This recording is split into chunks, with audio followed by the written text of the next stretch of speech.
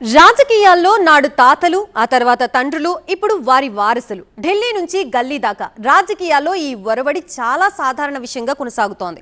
తెలుగు రాజకీయాల్లో అలాంటి నాయకులు వారి కుటుంబాలు ఎన్నో ఉన్నాయి. రాయలసీమలో అలాంటి ఓ కుటుంబం నుంచి ఇప్పుడు నవతరం నాయకులు వెలుగులోకి రావడం చర్చనీయాంశం అవుతోంది.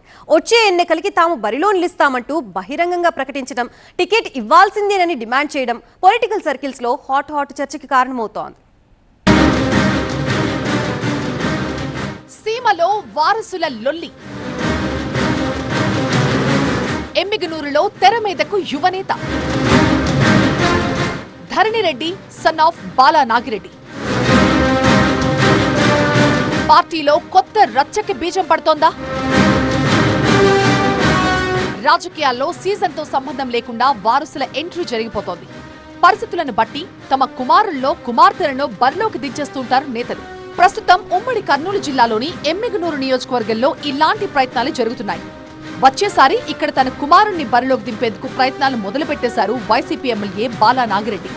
సాధారణంగా అయితే ఇదేం పెద్ద విషయం కాకపోవచ్చు, కానీ మంత్రాలయం నుంచి ప్రాతినిధ్యం వహిస్తున్న బాలా నాగిరెడ్డి ఎమ్మిగనూరు మీద ఖర్చీఫ్ వేస్తూ ఉండడమే ఆసక్తి రేపుతోంది. అందులోనూ అనాదిగా వస్తున్న వారి పొలిటికల్ వారసత్వం కూడా చర్చకొస్తోంది. ఇప్పుడు ఈ విషయమై పొలిటికల్ గా కాస్త కథలోకెళ్తే ఈ ఫోటోలో కనిపిస్తున్న వ్యక్తి పేరు ఎల్లారెడ్డి గారి భీమిరెడ్డి. గతంలో ఎమ్మెల్యేగా పనిచేశారు.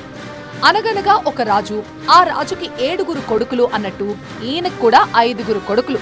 వీరంతా ఆయన రాజకీయ వారసత్వం అందిపుచ్చుకున్న వారే. వీరిలో 4 చట్టసభలకు ఎన్నికయ్యారు. మరో కుమారుడు ఎంపీపీగా తిరుమల తిరుపతి దేవస్థానంలో బోర్డు మెంబర్గా పనిచేశారు. ఆ 4లో బాలా నాగిరెడ్డి ప్రస్తుతం మంత్రాలయం ఎమ్మెల్యేగా కొనసాగుతున్నారు. ఆయన సోదరులు సాయి ప్రసాద్ రెడ్డి ఆదూరు నుంచి, వెంకట్రామరెడ్డి గుంతకల్లు నుంచి, శివరామరెడ్డి ఉదవకొండ నుంచి గతంలో ఎమ్మెల్యేలుగా పనిచేశారు. శివరామరెడ్డి ఎమ్మెల్సీగా మండలికి ప్రాతినిధ్యం వహించారు. ఇంతవరకు బాగానే ఉంది, కానీ వీరి పిల్లలు కూడా ఇప్పుడు ఎమ్మెల్యే టికెట్లు కోరుతూ ఉండటం, అది కూడా బహిరంగంగా డిమాండ్ చేస్తూ ఉండటం రాజకీయంగా చర్చనీయాంశంగా మారింది. వారిలో ఎమ్మెల్యే బాలా నాగిరెడ్డి కుమారుడు ధరణిరెడ్డి వ్యవహారమే పొలిటికల్ గా దుమారం రేపుతోంది. ప్రస్తుతం ఆయన ఎమ్మిగనూరు వైసీపీ టికెట్ డిమాండ్ చేస్తున్నారు. ఈ విషయంలో ఇటీవల ఆయన విడుదల చేసిన వీడియో సంచలనం రేపిందని చెప్పాలి. ఇస్తే సీనియర్లకి ఇవ్వండి, లేదంటే ఒకవేళ జూనియర్లకి ఇవ్వదలుచుకుంటే తనకే ఇవ్వాలంటూ హైకమాండ్ కి అల్టిమేటం ఇచ్చినంత పనిచేశారు. లేకపోతే స్వతంత్ర అభ్యర్థిగా పోటీ చేస్తారంటూ బహిరంగంగానే హెచ్చరించేశారు. ఇప్పుడు ఇదే అంశం పార్టీలో కొత్త రచ్చకు బీజం వేస్తోందా అనే గుసగుస వినిపిస్తోంది. అస్సలే ఎమ్మిగనూరులో నేతల మధ్య కయ్యాలతో సతమతమవుతోన్న వైసీపీకి ఇప్పుడు మరో తలనొప్పి మొదలైందా అన్న చర్చ జరుగుతోంది. మాజీ ఎమ్మెల్యే చెన్నకేశవరెడ్డి మనవడు రాజీవ్ రెడ్డిని ఎమ్మిగనూరు అసెంబ్లీ ఇన్ఛార్జిగా ఇటీవలే ప్రకటించింది హైకమాండ్. ఇప్పటికే మాజీ ఎమ్మెల్యే చెన్నకేశవరెడ్డి, మాజీ ఎంపీ బుట్టా రేణుకు మధ్య వివాదం కొనసాగుతోంది. ఇలాంటి పరిస్థితుల్లోనే ధరణిరెడ్డి చేసిన వ్యాఖ్యలు ఇప్పుడు హాట్ టాపిక్ అయ్యాయి. జూనియర్లకు ఇవ్వద్దంటూ రాజీవ్ రెడ్డిని ఉద్దేశించే ధరణిరెడ్డి వ్యాఖ్యానించి ఉంటారన్న చర్చ జరుగుతోంది. ఇప్పటికే ఎమ్మిగనూరులో పోటీ విషయమై అధినేత జగన్ ని కలిసి ధరణిరెడ్డి తన మనసులో మాటను చెప్పేసినట్లుగా ప్రచారం జరుగుతోంది. ఎమ్మిగనూరు అసెంబ్లీ టికెట్ బీసీలకు ఇవ్వకపోతే ధరణిరెడ్డికిస్తారని జగన్ చెప్పినట్లు ఒక వర్గం అప్పుడే ప్రచారం చేసేస్తోంది. ఇదే గనక జరిగితే ఎల్లారెడ్డి కుటుంబం రాజకీయంగా మరింత విస్తరించినట్లవుతుందనేది ప్రస్తుతం జరుగుతున్న మరో చర్చ. నిజానికి బాలా నాగిరెడ్డి రాజకీయం మొదట ఎమ్మిగనూరు నియోజకవర్గం నుంచి మొదలైంది. స్థానికంగా ఆయనకి భారీ అనుచరగణం కూడా ఉందట. అందుకే ఇప్పుడు కుమారుడు ధరణిరెడ్డిని రంగంలోకి దింపినట్టుగా ప్రచారమవుతోంది. ఇదే కుటుంబంలో మరో నేత వెంకట్రామరెడ్డి తన కూతుర్ని రానున్న ఎన్నికల్లో గుంతకల్ నుంచి పోటీ చేయించాలని చూస్తున్నారట.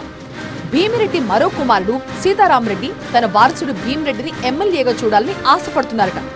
ఇలా ఎల్లారెడ్డి ఫ్యామిలీ నుంచి 5 కుమారులు, వారి పిల్లలు చట్టసభలకు వెళ్లాలన్న ప్రయత్నంలో ఉండటం రాజకీయంగా చర్చనీయాంశమవుతోంది. పిల్లలందరూ ఎమ్మెల్యేలు కావాలని, ఎవ్వరూ విడిపోరాదని బాలా నాగిరెడ్డి తల్లి కోరుకునేవారట.